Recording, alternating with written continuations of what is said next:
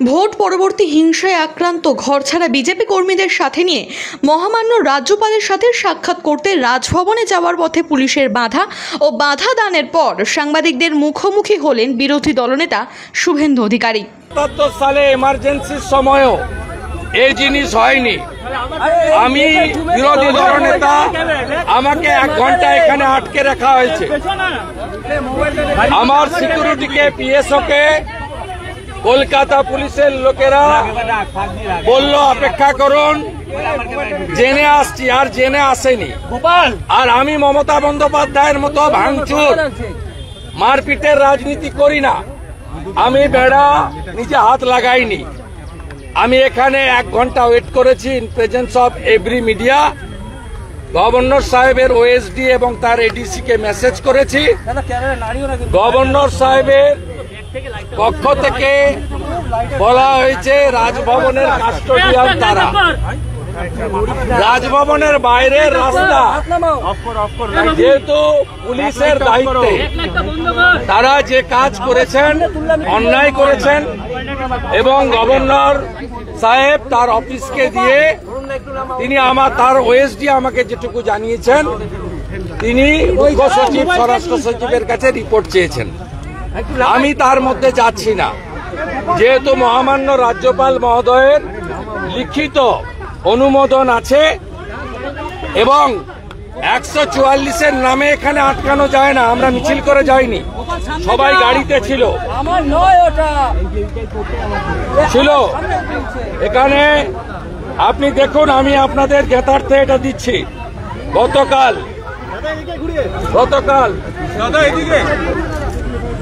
গতকাল governor office 200 victim with LOP.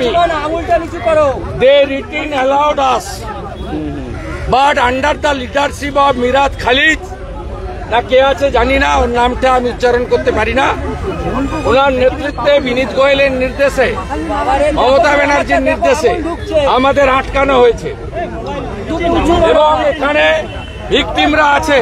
দেখুন হাত ভাঙা, দেখুন ভাইয়ের মাথা, রিসিভারটা দিতে বল, সামনে যা অবস্থা বাংলায়। দেখুন আমরা হাজার ছবি এনেছি। দেখুন এই পশ্চিম বাংলায় নির্বাচনের পরে কেন্দ্রীয় বাহিনী থাকা সত্ত্বেও তাদেরকে রাজ্য পুলিশ ব্যবহার না করে হাজার হাজার বিজেপি কর্মী সমর্থকদের উপরে অত্যাচার করা হচ্ছে। আর সাংবিধানিক প্রধানের কাছে তার লিখিত অনুমোদন সত্য জ্ঞাপন দিতে দেওয়া হচ্ছে না, তথ্য দিতে দেওয়া হচ্ছে না। আমি আমার পক্ষ থেকে রাজ্যপালকে লিখিতভাবে মেল করেছি। ভিকটিমদের পক্ষ থেকে মামনি দাস তিনি লিখিত কমপ্লেন করেছেন। আমরা উচ্চ আদালতের হস্তক্ষেপ চাইব এবং কলকাতা পুলিশের বিরুদ্ধে দৃষ্টান্তমূলক ব্যবস্থা যাতে না হয় তার জন্য আমরা করব। এবং মমতা ব্যানার্জিকে বলে রাখি, একটা ডেপুটেশন ভিতরে দিয়ে আমাদের প্রতিবাদের আওয়াজ যতটা না সোচ্চার হতো, আপনার পুলিশ আপনার নির্দেশে স্বাধীনতার পরে যা হয়নি প্রথমবার করলেন। আপনি শুনে রাখুন, আমরাও 2,35,00,000 মানুষের ভোট পেয়েছি। আমাদের সঙ্গেও 39% ভোটারের প্রত্যক্ষ সমর্থন রয়েছে। তাই আপনি পারেন না এইভাবে আপনার পুলিশকে ব্যবহার করতে। এই লড়াই আরো তীব্র হবে এবং ধন্যবাদ মমতা পুলিশকে। তারা আজকে আমাদেরকে এখানে আটকে দিয়ে, আমাদেরকে ঢুকতে না দিয়ে গোটা পশ্চিমবঙ্গের জনগণকে, যারা তৃণমূলকেও ভোট দিয়েছেন, তারাও মমতা ব্যানার্জির ফ্যাসিবাদী চরিত্র এবং তার যে প্রতিহিংসা পরায়ণ নিষ্ঠুর ভাবমূর্তি, সেটা জনগণ আজকে দেখতে পেল। আমরা পরবর্তী পদক্ষেপ যা করার করব। গভর্নরের কাছে আমরা একদম ঘটনা, লিখিতদের তালিকা, ছবি প্রত্যেকটা জায়গায় আমরা নিয়ে এসেছিলাম এবং নিশ্চিতভাবে আমরা পরবর্তীকালে, যেহেতু আমার জনস্বার্থের মামলা হাইকোর্ট গ্রহণ করেছেন, 18 তারিখে শুনানি করবেন মাননীয় প্রধান বিচারপতির বেঞ্চ, সেখানে আমরা যা করার করব।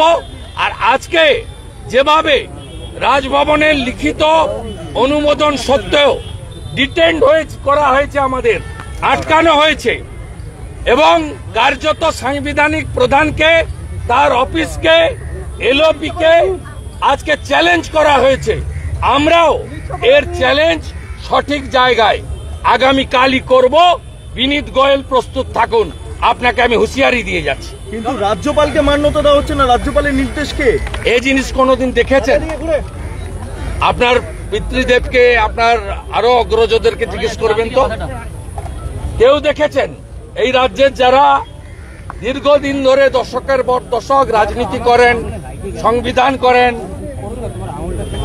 বিভিন্ন পেশার সঙ্গে যুক্ত আছেন, ইনক্লুডিং মিডিয়া, কোনোদিন দেখেছেন এই জিনিস? কখনো দেখেছেন? 77 সালেও আমার মনে হয় জরুরি অবস্থার সময় রাজভবনে এইরকম অবস্ট্রাকশন করা হয়নি। পারমিশন নেওয়া থাকলেও जो रोक के रखा है उसको पूछिए, ये गैर कानूनी है। ये सीधा सीधा गवर्नर जो कॉन्स्टिट्यूशनल हेड है उसका ऑफिस को चैलेंज कर रहा है और एलओपी को रोक दिया डिपुटेशन देने के लिए, विक्टिम को रोक दिया। इतना इतना छोटा छोटा लड़का लोग इस तरीके से, ये तो सैंपल है, इस तरीके से पीटा आप देख लीजिए। ये थाउजेंड्स ऑफ पिक्चर हुई था, 1000 से ज्यादा पिक्चर है हम लोग का साथ। किस तरीके से अत्याचार कर रहा है ये लोग।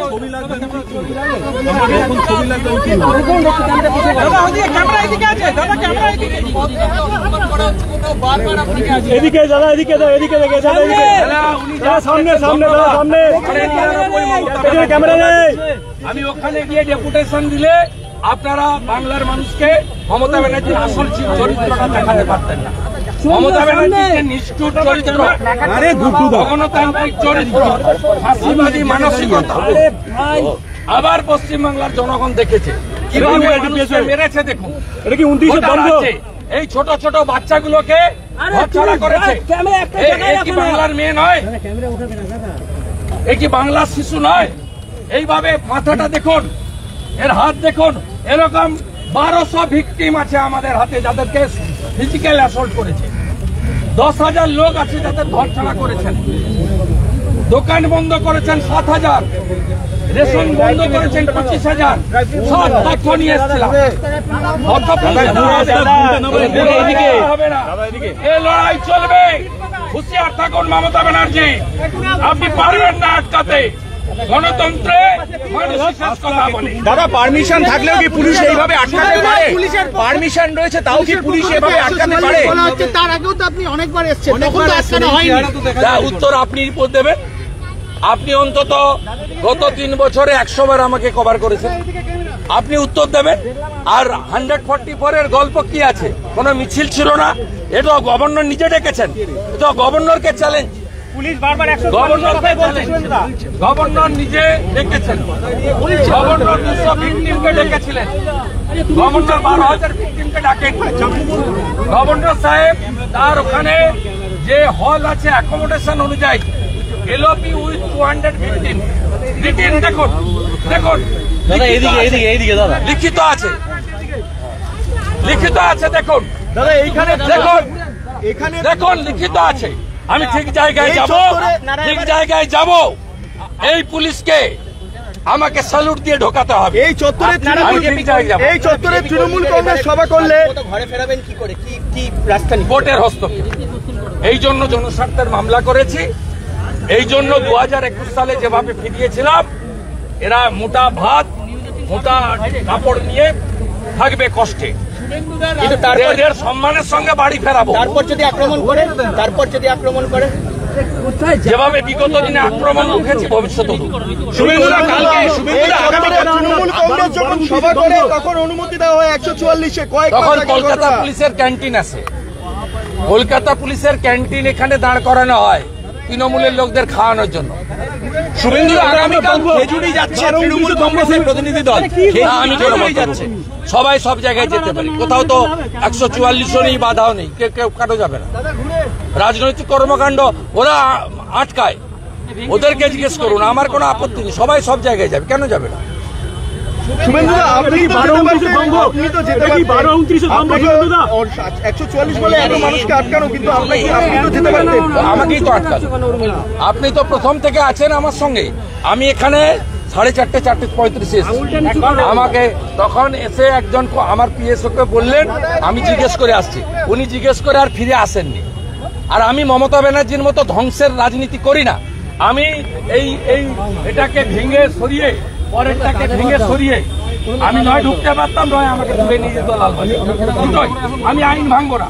আমি এখানে আমার গাড়ি এনেছি, আমি ল অ্যাবাইড পিপল, আমি রেসপন্সিবল পোস্ট হোল্ড করি, আমার পেটে শিক্ষা দীক্ষা আছে।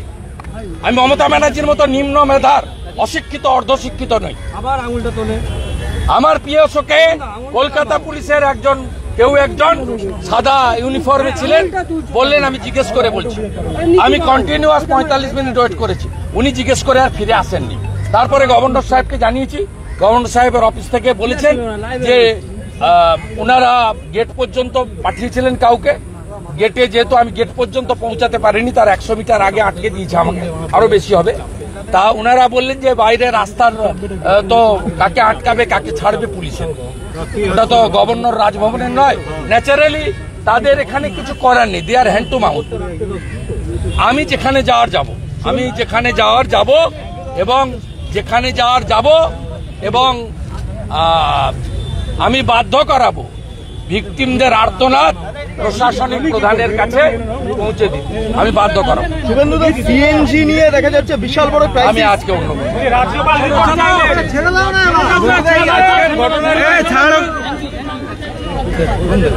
ওনার অধিকারের মধ্যে পড়ে, উনি জানতে চেয়েছেন। আত্মহত্যা লেখে আর আত্মহত্যাকে মমতা ব্যানার্জি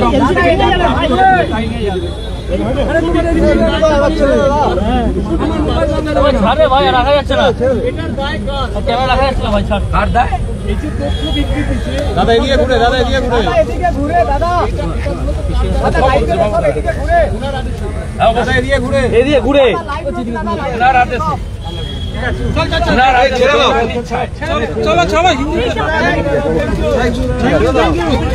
থ্যাংক ইউ দাদা।